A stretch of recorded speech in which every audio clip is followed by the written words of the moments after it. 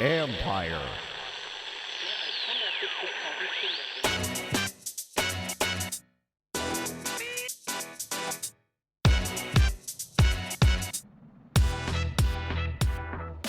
The gears of the sports world have gradually started to crank again. Not fully, but it's cranking nonetheless. What does it mean for the NFL? What's up, everybody? Welcome back to another episode of the Football Jones podcast. This is Mike Jones. You can read me at usatoday.com. Follow me on Twitter and Instagram at @ByMikeJones. Back after a week off. Later on today's episode, I'm going to talk to Liz Clarke of the Washington Post because although no, football's not back, baseball, basketball's not back yet, but NASCAR returned on Sunday. And you ask, well, this is a football podcast, but what does it have to do with football? Well, NASCAR is similar to the NFL because the bulk of its revenue is drawn from TV contracts. And that's why they really wanted to get cranking again. And there were a lot of restrictions. It was not the norm, but NASCAR is determined to get going. They had their first race. We're going to talk to Liz about how that played out, and then we'll do some kind of connecting dots and speculating on what it means for the NFL and what we can expect. That's the bulk of today's episode. First, just want to talk about one matter because a couple weeks ago, as you remember, we had Jim Trotter on and we talked about a lot of things, but one of them being the problem with diversity in the NFL, specifically in the front offices. And Jim just last week reported that the NFL's diversity committee, and some of the owners are a part of that, are going to be voting as they have their meetings this week on a number of matters. But one of them would be a resolution that would award an incentive to teams that hire minority head coaches and general managers. They would be given improved draft pick status. You know, if a team hires a minority head coach, they would jump up 6 spots from where they were slotted, and a team would jump up 10 spots under the same scenario if they hired a person of color as their primary football executive. And since we were talking about that, I wanted to comment on this, and I've heard from a lot of people last week. I had a number of people around the league hit me up saying, "Hey, what do you think of this resolution that the owners are expected to vote on Tuesday?" And a lot of people are taking note. Look, I think it's great the NFL's leadership is trying to take and tackle this problem head on. They're trying to find a way to change the mindsets of owners, hoping that they'll realize that a league with healthy diversity is a better league. But I didn't talk to anybody who felt like this is something that has a real strong chance of passing because the owners don't want to be told who to hire. That's been clear. They have overlooked highly qualified candidates that are minorities for years, and they're not going to start just all of a sudden because they're awarded draft picks. But at the same time, it's also a number of talent evaluators, not general managers, but guys who aspire to be GMs, told me that they find the proposal a little insulting because they don't want to be hired because their team is basically being bribed. They felt like, well, now teams will be being paid to hire us. They want to be hired on their ability, hired on merit, not because of the color of their skin. They don't want to be a token hire, and they don't want someone to look at them and say, oh, well, the only reason why he got his job was because. No, they want consideration. And look, again, it is great. The NFL Diversity Committee is trying anything they possibly can to try to open the minds of owners and decision makers into realizing that they need more opportunities of advancement for people of color. But I don't think that this is the way. Guys want a seat at the table. They want opportunities, but because a team is dangling a draft pick, and awarded an improved status, an incentive to hire them, that's not the way. We'll see what happens. I'd be shocked if this thing is passed, but just wanted to touch on that because I've heard from so many people around the league who feel like, look, yes, great thought, but also opens a whole nother can of worms. And we'll continue working towards equal opportunity, but yeah, this probably isn't the way to go. Anyway, when we come back, going to talk to Liz Clarke about NASCAR's return, the questions that the decision makers had to answer, the safety measures that they put in place, what it means for that sport going forward, and what it means for the sports world as a whole, the NFL and beyond, when the Football Jones podcast returns.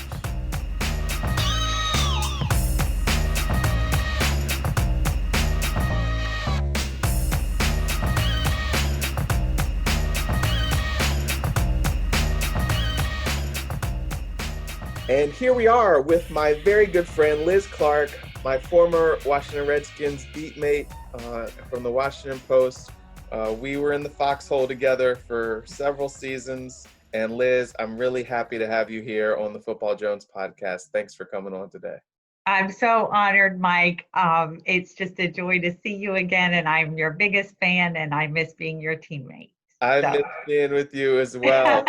I wanted to have you on because this big question of when sports will return really just continues to hang, and it will continue to hang over all of us for some time. But if you all don't know, Liz is very versatile. She has covered just about everything there is to cover in the sports world, and she is very, very much an authority on NASCAR, and so she had a really fascinating story over the weekend on NASCAR's return. If you didn't know, NASCAR came back on Sunday. There were no fans. There were a lot of restrictions and things like that that Liz is going to talk about. But I wanted to have Liz come on because as NASCAR comes back, there are other pro sports leagues are watching and trying to learn and see how things play out for them.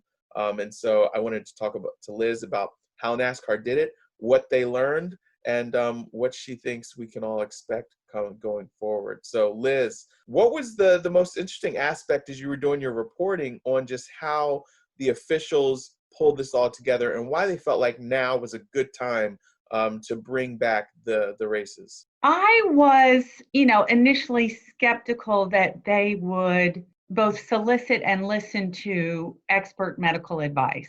So my main takeaway is the seriousness with which NASCAR went about figuring out if we do this, when, how, where do we do this, and what are the proper restrictions to make this happen. They took it very, very seriously. So they consulted with an infectious disease specialist, with government officials at both the federal, state, and local level, and public health officials. And I think they went through 35 or 40 iterations of different scenarios. They start each year with a 36 race schedule. They miss 10 because of the virus shutdown, and they have always maintained they're going to get in all 36. So when they started, they need to both add a bunch of races in or do, the schedule will be compressed for a while. So I think first thing they did pretty smartly is figuring out, just thinking in terms of a first couple weeks back and just look at that first couple weeks. The simplest way to start with the safety is have all the races within driving distance. Keep all the tracks close so that nobody needs to get on a plane and nobody needs to stay in a hotel. They shorten the schedule, so there's no staying in hotels. So then it's a matter of keeping everybody who participates at the track with the proper distance and safe coming in and safe going out. They limited the entourage, if you will, of each of the 40 teams.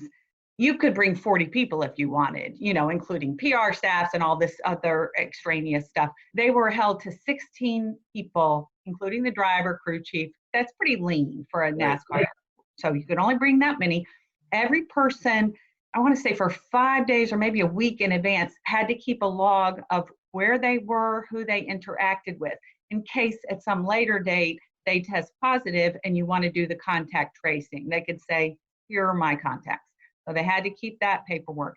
Then arriving at the track race morning, each person stayed in their car, including the drivers, mask on, and had to have a health screening, which included that temperature check, like at your forehead, by a similarly masked health official. So you go in with no fever. The drivers had to go straight to the motorhomes that were there for them, each one, and stay in it. There was no fraternizing at all, which is really normal on a race morning. Social distancing was enforced. As you said, not only no fans allowed, only 4 reporters were credentialed. First, they were going to do none, and they got quite a pushback. So they allowed 4 reporters to be on hand, but they were in the press box overlooking. They could not have any face-to-face interaction with the drivers. Real quick, since we're reporters, that, when I read that, my ears really perked up. Because, how do they pick 4? Well, they did it. That's a great question. They did it, I thought, in a very intelligent way. Because, of course, my backdrop is like, I need to go, we all need to go. So they started with AP, Associated Press, which basically serves everyone. Mm-hmm. Then they added a local reporter, someone from the Darlington, South Carolina area, as they should. And then there's such a thing as called the Motorsports Press Association, like the NFL Writers Association, right? And they said, you guys have 2 selections. You choose 2, which I thought was very fair. I'm not even sure who they chose. So that was the 4. And I think there was a bit of a tussle over photography, and they allowed 1 photographer. And then Fox Broadcast, which carried the race, they also were cut to the bone for safety's sake.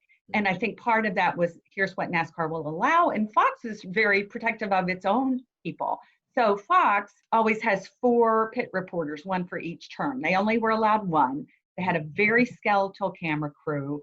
They had, I think, a producer and a truck on site.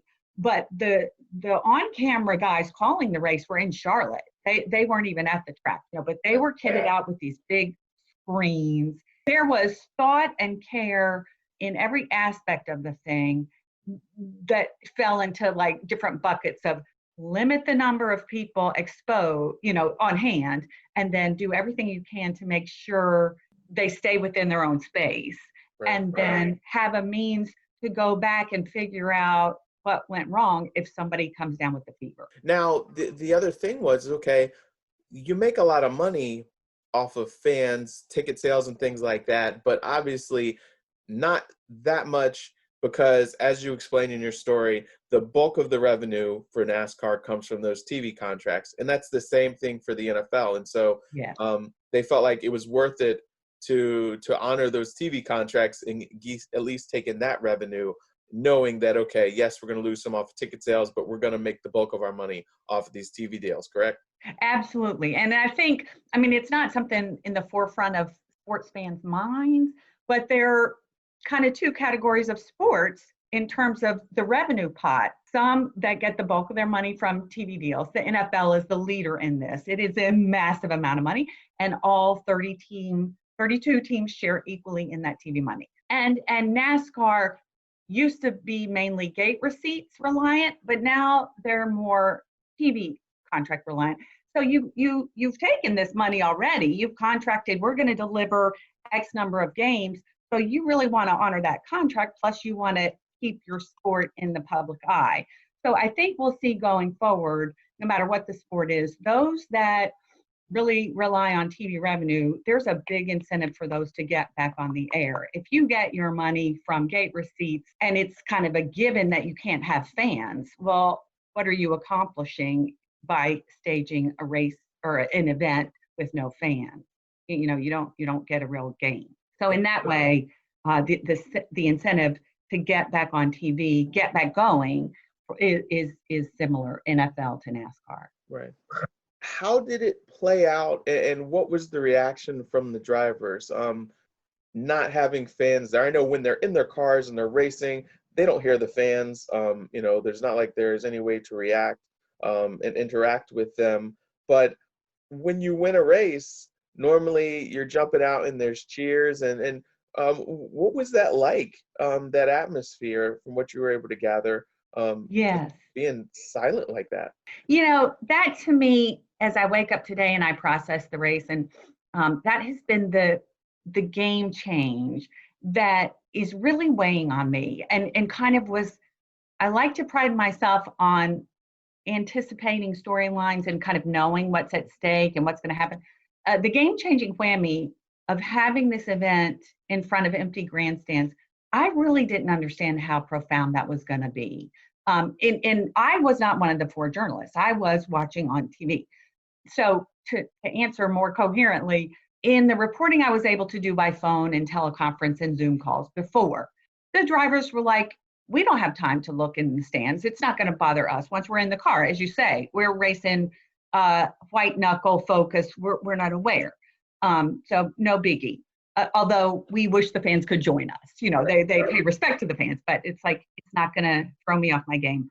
It won't change the event. Kevin Harvick is the winner. It's not like his first win. This is his 50th. He's like had tons of chances to celebrate. So he does the classic, pull the car right up on the front stretch, right in the center of where the start finish line is. Does the guy thing, so, burns out the tires, does the donuts, smoke is spewing. It's just classic. It's like the automotive expression of joy. So the car is celebrating. And then always the driver pops out and then he's celebrating. So he does all that. He pops out and like looks at the stands, and it's like beyond it's not even that there are no fans. It's actually depressing, at least to me, because it just underscores, oh my God, our world is not the same. And it's like, there's no one here unless there might be a rat like scurrying along. I mean, not that there was a rat, but it's like that post-apocalyptic, yeah, this is not normal. And he even said, like, bless his heart, for the candor, so the microphone, I don't know to what extent you can see me, but like the microphone like enters the screen, it's on this pole because the reporter is standing so far back to interview him and capture this moment of joy. And Kevin Harvick is like, I'm paraphrasing, this really is different. I just won the race. I'm celebrating and there's no one here. Boy, we miss the fans. And so it's a game changer. I've been thinking about this a lot, is that even though we all watch televised sports to see the sport, I don't think we acknowledge just subliminally how much a part of the emotion, the rise and fall, the momentum, the change, is the fact that the fans are part of it. If you're watching Duke basketball, the Cameron Crazies are part of the narrative. If you're watching Michigan football, that's part of it. If you're watching even the worst NFL team, the fans with the bags over their heads, that's part of it. Like, that's kind of how you know where the momentum is. And particularly if it's a sellout, that's how, as a fan on your couch, you wish you were there, because it's like, oh my God, this is a tough ticket to get. I want to be there. I can't be there. This is like, anybody cool is there, but I'm not. But I'm going to make the best of it. I'm watching on TV. And this is just like this desolate landscape. It's very eerie, very eerie. So are there plans to gradually introduce fans, or what are they waiting for? What has to happen before they'll let a sparsely filled NASCAR arena take place? Yes. I mean, no doubt they've been thinking about this, plotting this, researching this. I don't know where they are in that process. I mean, what we do know is that sadly, in our country, it varies state by state, whether public gatherings are allowed at all, public gatherings of more than 150 people, more than 10 people, no people at all, unless you're doing an essential errand. So we're kind of balkanized there. For the short term, happily, NASCAR, in racing close to home being Charlotte, they're in a lot of states that have flung open their doors for business. South Carolina being one of them. Like, hello, bring it on. Come to the beaches and come, although obviously they didn't have fans. So as it relates to fans, so you're going to have to, first of all, obey local rules. You're going to have a sense that fans themselves are comfortable being in these crowded settings. As much as fans miss sports, I still don't know that a lot of families are going to want to take their kids like they used to and jam in a grandstand. So there's that. So a lot has to happen. And I think a lot of sports are trying to figure out both the practical issue and the economic issue of okay, what if we sell every fifth seat? And certainly the airlines are thinking about this. What if we sell only aisle seats, or, take out enough seats that you can maintain proper distancing? What does that do to the math? Is that worth it? So I think that's part of the calculus there. Do you require masks to have fans? I mean, I'm sorry, fans to have masks. Right. So I think it'll be what NASCAR is saying publicly is for the foreseeable future, no fans. And I think that's honest and as far as they can go. Right. And I guess the benefit of NASCAR, as you said, a lot of those guys, their headquarters are down there in Charlotte. The NFL has the restrictions of they're in different states, and while maybe the doors might open, the Falcons facility in Georgia can open, the Rams and the Chargers in California, or the Giants and the Jets up in New Jersey, cannot. And so we're not going to be able to have a real NFL until all 32 teams are permitted to open their doors, whereas NASCAR, everybody's kind of in that location. So I guess it makes sense that would have been our first pro sport to actually return. I don't know when, and do you think we ever will this year get back to even a full NASCAR stadium, or even a partial, like you said, every fifth? What are people saying and thinking? Yes. Well, to go back to the NFL and the good point you're making, you're absolutely right in that the NFL can't piecemeal let certain teams start training camp and doing this. Or I just faint if they did, because one thing the NFL has always gotten right is that competitive balance. Right. You have to have, that's why the last team picks first in the draft. You have all your rules have to go toward making teams as equal as possible so that everybody has a chance to win, at least from the fans' point of view. You know what I mean? So you can't have different rules for different teams. So that's a tough bar to reach as it relates to the NFL's return. But I think you're quite right. What happens in California has to be the same as New York and their other markets. And yes, another thing that made NASCAR, in addition to at least they can come up with a 7-race mini return, first phase of a return that is geographically compact. We can get that far. Let's see how that goes, and then we'll figure out the rest. So that is also good. Another inherent advantage NASCAR has that's kind of obvious is that with or without masks, the drivers are pretty much hermetically sealed already. They have helmets, they're in their separate cars, and they have these suits. I mean, that's quite different than an MMA in your face, although that is one sport that has come back. That's another kettle of fish. But it's not a sport where you're spitting, sweating, dripping on one another, and that's just, or bleeding on one another. That's contact sports. No, that's part of it. So NASCAR doesn't have to worry about that. I am very skeptical. I cannot fathom any U.S. sport played typically in an arena of 18,000 or more. So I'm talking about basketball arenas, football arenas, NASCAR tracks, college football tracks, opening at full capacity this year. It's just unfathomable to me. But I think because of the economic imperative, you're going to see sports make their best crack at toe in the water, half steps, and see how that goes. I think what's harder to calculate and anticipate is that going to be fun? Really? I mean, if you have a bunch of bean counters and strategists, and I say this with great honor, scientists, medical people, making your plan and keeping it sound, and all that is super important. Is it really going to be fun to pay what you pay and go through what you have to go through to go to a sporting event and have your little family unit set apart from the next one? I don't know, how is that going to change the vibe of an entire grandstand jumping to its feet and cheering? And I think we overlook that the heartbeat of sports is a lot that.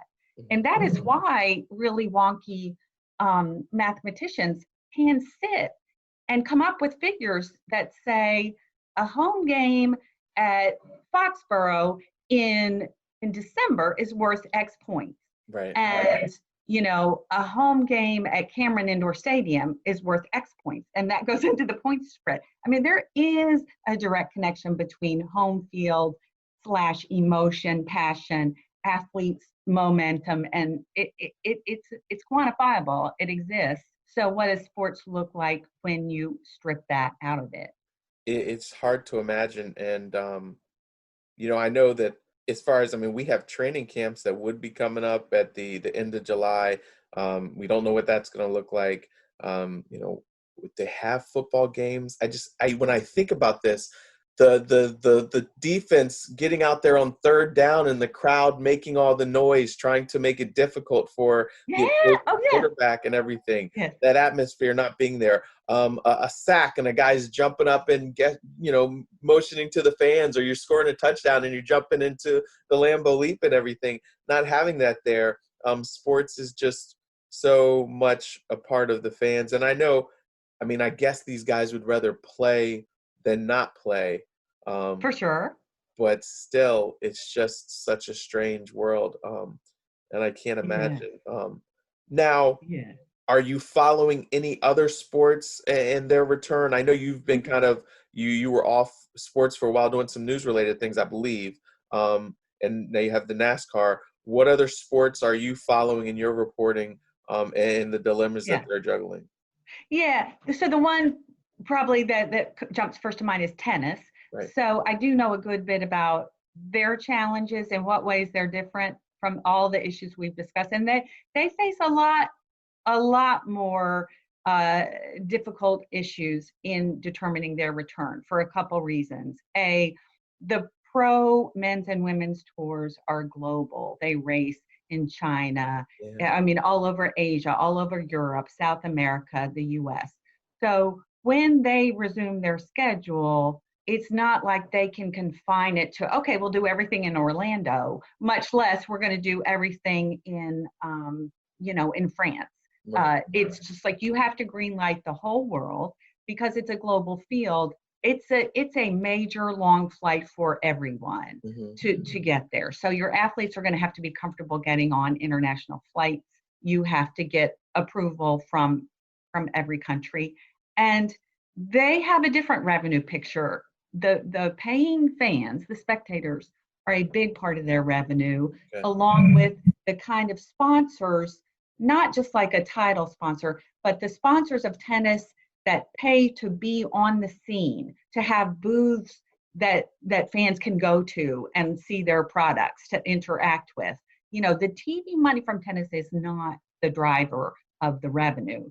And the individual stars have a good bit of clout. I mean, if Federer, Nadal, and Djokovic are like, I'm not down with getting on this flight to come to the US Open, as I wish it were in every sport, they'd command some attention. They'd be a factor.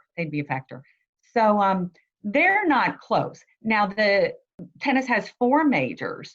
The first one was held before the virus impact became clear. Australian Open was done. The French Open, which was up next in May, announced they're going to have their French Open in late September. Okay. I'm still not sure that's possible, but for now it's in late September.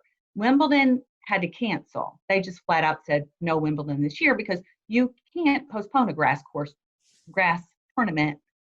The window has to be right for the weather. So that's off. So anyway, there's the US Open left, which is supposed to start late August in New York, the epicenter of the virus, at the facility that for this time has been converted to a temporary hospital, although it's coming off that as the incidence goes down in New York. The US Open has not pulled the plug on their tournament. They haven't said we're going to delay it. There's been some talk about, could you have a US Open in California in November at a different venue? So it's unfathomable to me that you let 800,000 people in a stadium, which is the total number over 2 weeks of a day and night session at the US Open, 800,000 New Yorkers in one place in a couple months. I just can't see that. But They say they're still on. And again, there's less incentive for tennis to have an event with no fans, like NASCAR is doing, less financial. So I think they're farther behind, which is a pity because it's a beautiful sport. Right. Oh, and of course, you would have been covering the Olympics this year, right? Oh, yeah. Oh, I forgot that. Oh, yeah, there is that. It's quite the headline. So as I know your listeners know, the 2020 Olympics are going to be same time next year, the 2021 Olympics, still in Tokyo. There are medical experts who are openly doubting that is safe, that that's going to work, even with a year's delay. Because again, the Olympics, 10,000 media, I think 8,000 athletes, I am not sure, but it's just close quarters contact. And it's not like this is a unique insight to me, but it's clear that there needs to be a vaccine, a credible, readily available global vaccine before you can have an Olympics like normal. So is that possible in 15 months? Some people say yes, some people say no, but I don't see how you have an Olympics without a vaccine. And that's really the standard where people will breathe easily. But that seems on the distant horizon. Right. At least we have some more time for that. The NFL, the NBA, all of the sports, they'll be watching as this thing unfolds. And obviously, we hope that we can get everything back sooner than later, but it's so hard to say. But I know I'm definitely going to be watching, each time. When's the next NASCAR race? Well, oddly, it's Wednesday. Right. So it's crammed. They're trying to cram as many as 11 days or something like that. Exactly. They're doing, I've already lost my numbers, but yeah, to make up for the schedule, to get their 36 races in, they are inventing some new races that actually plays to an agenda they already had, which is, would there be an audience for a midweek race? Because the genius of that is you don't have to compete with the NFL in the fall. Nobody wants to do that. So they've kind of been wanting to experiment with this. So now, there is another race at Darlington, same venue. So again, all the drivers drove there that day, yesterday. They drove home, slept in their homes. So Wednesday morning, they'll drive back to Darlington and race again, a shorter distance, which is another kind of secret agenda NASCAR has. Can they shorten the races? Which is, I think, a good thing, but it's a tricky thing. Right. It's like the NFL saying, now we're going to give you games that are just 3 quarters. Like, fans are not going to like that, but it would be a better product in a shorter race. So they're going to have shorter races. They're going to race Wednesday. Then they're going to have their annual mind-numbing, unbelievable Coca-Cola 600 that in a good year lasts like 4.5 hours. So they're going to have that on Sunday in Charlotte. Okay. And who knows? They might rope in some new NASCAR fans because there's nothing else to really watch. There is that hope. They're pretty blunt about that. It's like, we're going to be the only thing to tune into. Right. There is rodeo, I think, now in UFC. In some. Well, Liz, thank you so much for your time. I really appreciate the insight. And hopefully sooner than later. We've been talking about getting lunch for forever and have never been able to get our schedules. And now we have this, so it'll be forever again. But hopefully sooner than later, I'll see you in person. Tell everybody where they can find you, though. Oh, I'm sorry. I'm so bad at that. I have a Twitter account, and it's Liz Clarke with an E, Twitter. Liz Clarke. No, tweet. Sorry. It's not very clever. Liz Clarke tweet. Okay. And as long as you don't forget the E. And then I have stories in the Washington Post online. There we go. Thank you, Mike. All right. Thank you so much, Liz. I hope you stay safe. Best to you, best to your family. And I will talk to you soon. I hope so. Take care, Mike. All right. Thanks. All right.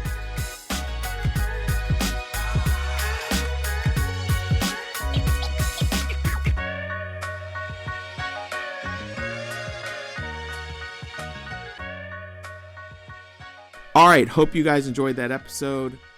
There are a lot of questions. I don't know when normalcy will return.